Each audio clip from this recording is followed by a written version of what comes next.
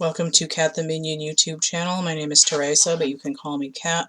I'm doing card of the day. I'm using the Sirian Starseed Tarot, and I have cleared and shuffled the deck, so I'm just going to get a card now, or perhaps multiple cards, depending on how the feeling goes here. Not super feeling an extended multi-card situation, but we'll see.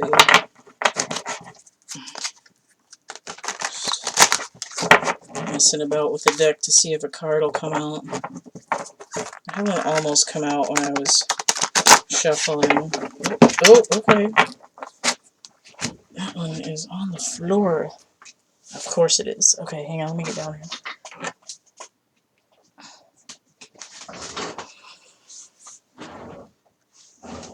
Reason. Number 4. This is the Emperor card in this deck. We have the 5 Platonic Solids here. And he's got a claw holding some kind of an energy device. Okay, so this Emperor is an old man with a green robe and an orange cloak.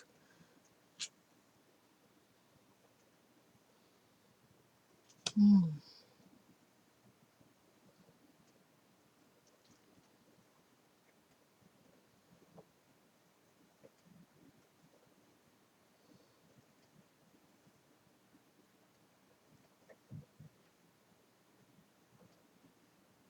just trying to filter the little snippets that I'm getting into some kind of coherent sentence to begin with.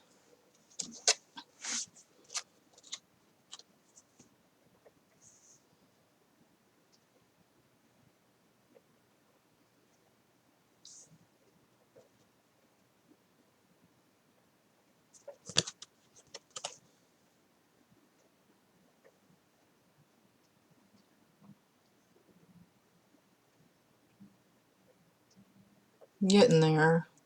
Trying not to be less uncomfortable with silent dead air when I'm doing these.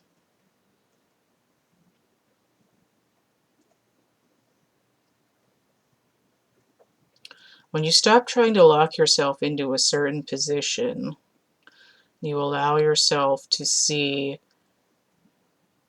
the same space with multiple different frameworks. This is the route to wisdom. The Emperor has taken what knowledge he can from each of the 4 kingdoms, and he makes himself a 5th unit, like these 5 Platonic Solids.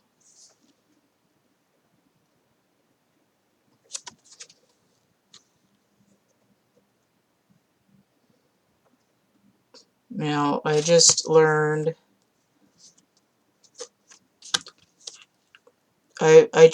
to associate yesterday the word pivot with the number 5. I already knew that number 5 was indicative of movement, like an ignition. But it makes so much more sense to me now, because pivoting is to change your vector. You're starting from you could start from the same point and head in any one of numerous directions. So the pivot point, the Emperor, whereas like all roads lead to Rome, he would be Rome. He can set out on each of these 4 roads to each of the kingdoms.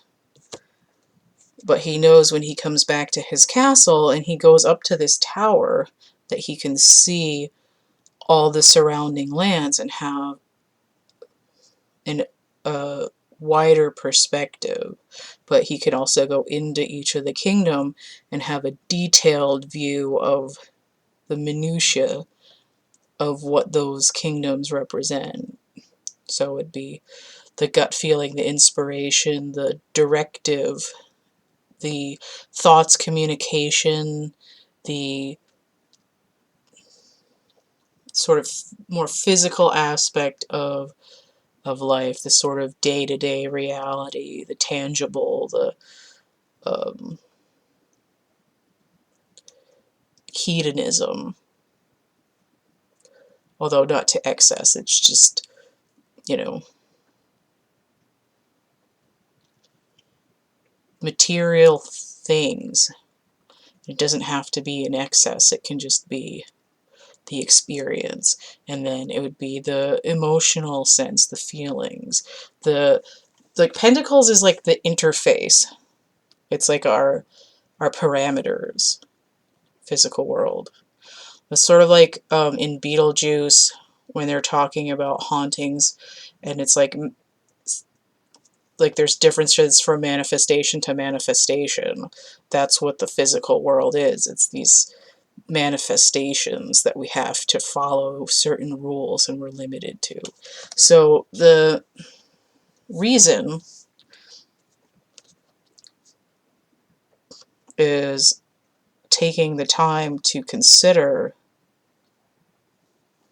with the left brain, that masculine energy, that it's thinking about all the data without jumping on a certain pathway when you know that the information isn't complete. You know, it's one of those sheets with instructions on it where you go through this whole thing, but the last instruction is to ignore everything and write your name on the top of the paper. You know, it's Die Hard 3 where the riddle is, when I was going to St. Ives, I met a man with 7 wives. Each wife had 7 sacks, each sack had 7 cats, each cat had 7 kids. How many were going to St. Ives? And the answer is 1, because it was only the guy. That's the idea of reason. It's getting a larger perspective and not jumping on the first piece of information that you have. So this is the wheelhouse of the Emperor.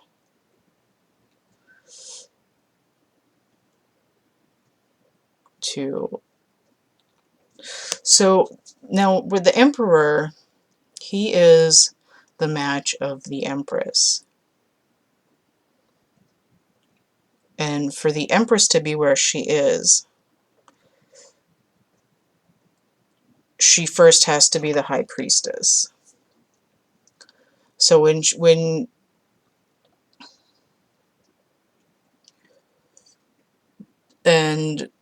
she realizes that she has this magical aspect to herself and pushes beyond just making decisions with it, then she gets to the number 5, that Hierophant number, where it's just like turbo download from higher realms. But the masculine energy takes a little bit longer to get there. He has to go through a little bit more of a road numerically. He starts with the Magician, so he can manifest, but maybe he doesn't have all the information. And when he gets to Reason, when he's the Emperor at a number 4, he's got a solid foundation. And then he brings that 1 back for that pivot, and when he comes back with that Magician energy, then he reaches that Hierophant 5, where he can be on level with the feminine energy as well. When he realizes that he has the ability to create a new realm instead of just making shit. So it's like in The Witch of Eastwick, when Jack Nicholson's character tells Cher's character about her little statues that she's making. He's like, you gotta let yourself go. You gotta get some size into it. So when when the masculine energy starts out and he's at the 1, he's creative and intuitive in that magician energy. He can manifest things. He's like, oh, let me play with these 4 toys of suits that I have. But it's kind of like a parlor trick. When he gets here, he's creating like the entire matrix.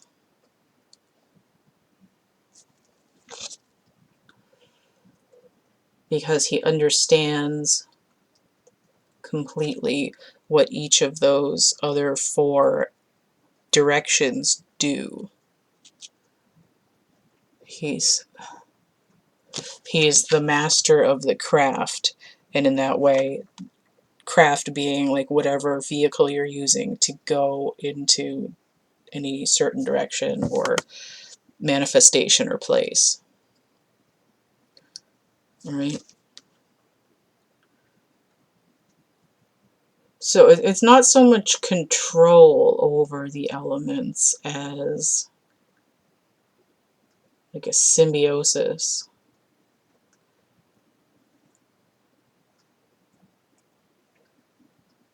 Yeah. I think that's good. There's other things that can be said about the Emperor and about the masculine energy leveling up and blah, blah, blah, blah, blah. But even here, there's a nebula manifestation of new beacons in that way.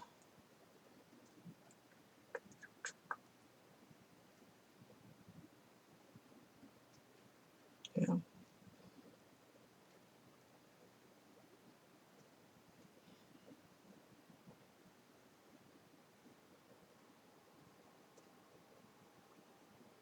Okay.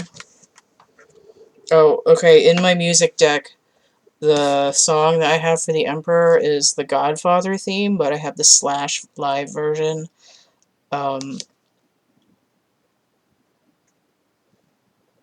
So I heard the word Godfather. That's kind of how it's like, only not with the organized crime. It's patriarch, but not in masculine energy is going to divide and conquer and steal and hoard and all that. It's the sense that the all-father, godfather, grandfather, wise father, white wizard guy, masculine energy, is now in a state of protection, overview, logical directive. Okay, so that is a shift. The paper. All right, if you want to purchase a reading, I have PayPal, Cash App, and Venmo. The reading will be delivered via unlisted URL, pre-recorded after you tell me what you want to get. And the list of readings that I offer is in the description box of my infomercial video, which is linked below this one. And also, if you email me and you want to know what readings I have that way, I will just send you the copy and paste you the list of the readings that I have and how much they cost. Yeah, so I have prints on DeviantArt. I have merch on Cafe Press. I have actual art in my catalog. The PDF link is in the description box of that infomercial as well. And if you're interested in the catalog, also I can email that to you. Not sure about mailing things right now. As long as you can sanitize them when you get them, it should be fine. Oh yeah, and also I'm offering 2 free coloring images. They're JPEGs, one from each of my coloring books that I have on Amazon to help people pass the time in their quarantine and social distancing time. Partly because I don't think Amazon's shipping non-essential items and that's where my coloring books are, is on Amazon. So if you are bored and you need something to do, you can email me, thecatcamebackatcamp@gmail.com, and you will get 2 free images to color, and you can print them out, or you can color them on your device. Is that it? I do have a poetry book on Amazon. It's Dark Night of the Soul stuff, so if you want to get in your feelings, you're welcome to that. It's called Lantern. It's available in Kindle format, so even if they're not shipping the paper back, you could still be able to read it. It's only a couple bucks. And yes, so that's good for now. Again, all this information is going to be in that description box of my infomercial video, and the link to this as well. If you have any questions, again, you can just email me. And then we have this guy right here. Alright, peace out.